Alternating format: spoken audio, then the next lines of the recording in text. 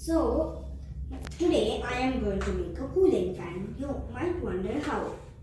So now, first we need to connect this or here.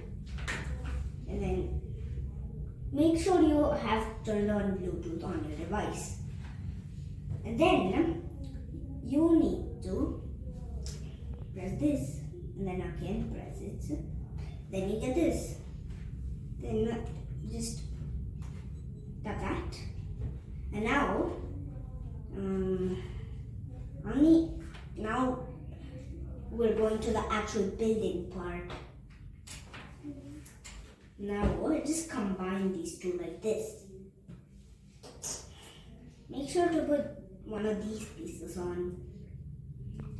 Then put this on through the middle, push it a bit back, and then put this on. And then put it somewhere like that, 27. It doesn't matter.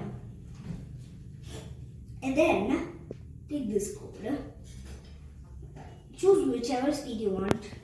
I'm going to choose 10 because that's the maximum. And then just press play. It doesn't actually cool you.